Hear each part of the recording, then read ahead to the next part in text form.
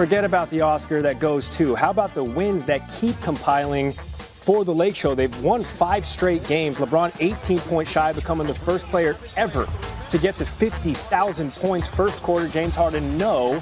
Luka was like, yeet. LeBron finishes down at the other end. Lake Show up half a dozen. Third quarter now. And Luka going full Joe Burrow again. I know Bron down there somewhere. And he was. Baseline to baseline. Lakers are up 6 at this point. And then Luka getting in on the scoring. They're up 15. And then from distance, shoots that one over James Harden. Yeah, I mean, come on. James Pop's loving it. James Harden with his palms up wondering why there's a foul. He's rich. All right, we're in the fourth quarter now. The lead is 5. The triple for LeBron puts him at 49,999 career points. He's 1 away. Chris Dunn, cookies on Luka. He did have 6 turnovers, did Luka in this game, but Bron the other way, man. Blocked him, looked clean. Instead, got called for goaltending. What, on me? Huh? Who else set Chris Dunn in the next dimension? I mean, that looked clean. Didn't look like he was on its way down. LeBron, 17 points. He will get. What's up, guys? Thanks as always for supporting the show. It would mean a lot to me if you would take a second to scroll down and hit that subscribe button so you don't miss any more of our videos. Also, make sure you follow us all over social media so you don't miss any of our content or show announcements. All right, let's talk a little bit of Lakers Clippers. Same sort of concept in terms of what we were talking about earlier about keeping a high floor on both ends. Like, you're down 2 starters in Rui Hachimura and Austin Reeves. And they made up for it with their bench through a strong defensive effort.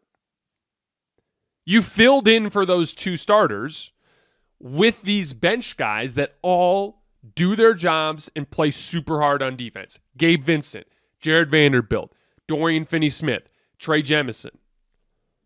They had a great J.J. Redick game plan. Same game plan that they had from the last game, except for a little tweak with Zubac. They were strong side zoning Kawhi, similar to what they were doing to Anthony Edwards, like funneling him towards the sideline, bringing over an extra defender on the other side of the paint. They were playing Harden's left shoulder so that when he would shoot that step back, they wouldn't step up underneath his feet, and they'd force a right-handed drive, which is going to lead to him taking a floater instead of a driving left-handed layup, which is obviously a smart game plan. They shrunk from the weak side onto Zubac's roll. So that was the major adjustment I noticed. They were a little bit more willing to concede some of those spray out threes to the weak side and just shrinking the floor. Clippers didn't shoot as well. Chris Dunn, after hitting all those threes in the first game, didn't hit them in this game. It worked. They were able to maintain their high defensive floor. They held the Clippers to 102 points. It's actually the 7th consecutive opponent that the Lakers have held to 102 points or fewer as the Lakers continue their half-season-long stretch of defensive dominance. By the way, I just continue to be particularly impressed by their rotations. Every single player on this roster is so committed to the game plan and the details. They're holding up really well on the glass. They're chasing teams off the line. They're top 10 in contested shots since January 15. They just look like a team that desperately wants to be great, and they're committed to the work. And then on offense, 2 of your best players are out, but you still have your two stud shot creators, right? And the Clippers swarmed them, and they forced a lot of turnovers, but they were still able to generate some huge advantages, be able to generate some makeable shots for their role players, and they scored enough points, despite the fact that LeBron had a really rough game. By the way, I want to shout out LeBron. I've been hammering this concept a bunch over the course of the last few weeks, but bad games are part of being a basketball player, especially when you have an offensive workload where so much of your decision making and shot making is on display every single night. And LeBron had a rough game. Jumper wasn't falling, was turning the ball over too much. They had that weird sequence down the stretch where they were trying to get LeBron to 50,000 career regular season playoff points and going away from Luka, who had been cooking all night. And I think they just got a little lackadaisical because they thought the game was over. It was crazy. It was 11-point lead, standing ovation from the Lakers fans. And I'm like, man, when's the last time the Lakers got a standing ovation with this much time on the clock? And as it was happening, it just completely crumbled from there. They almost choked the game away, which was kind of funny. Dorian Finney-Smith missed a wide open layup. There were some bad offensive possessions, but it got a little ugly, but LeBron made one play that helped save the game.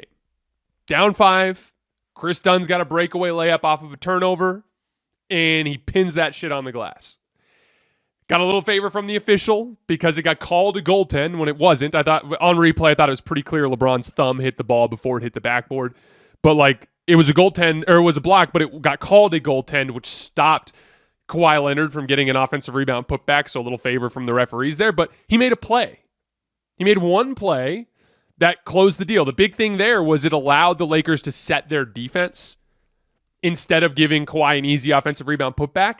And they were able to get another stop and prevent anything from really, really becoming dangerous there down the stretch. Again, one play, if you get a win, will be a palate cleanser in a lot of ways. And Luka did a lot of work. We're going to talk about him in a second. He needed his teammate LeBron to make one play to help him, and he made one play at the tail end of the game. Luka and his shot making got back on track yesterday. LeBron had a rough offensive game for the first time in a while. They were minus 13 in his units when Luka was off the floor.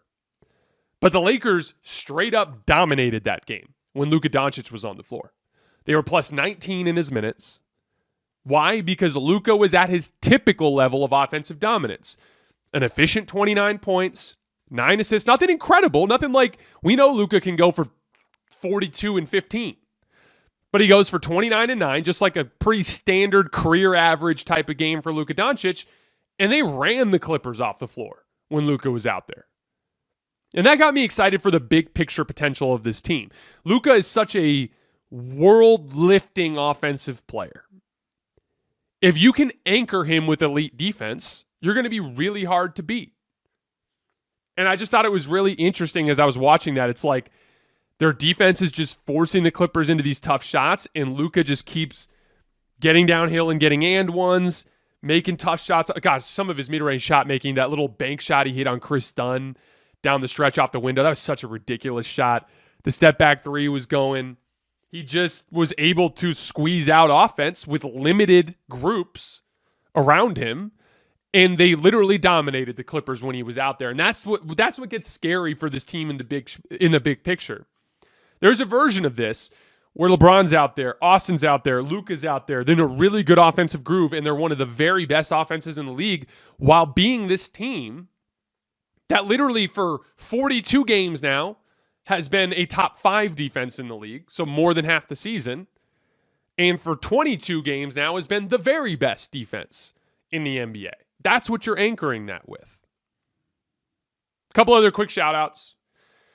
Dalton Connect. He's a guy that I've been critical of Dalton specifically because all young players, I think, have these issues, but I've been hesitant to view him as a reliable rotation player, and I still don't view him as a reliable rotation player. But when guys are injured, you got to step up.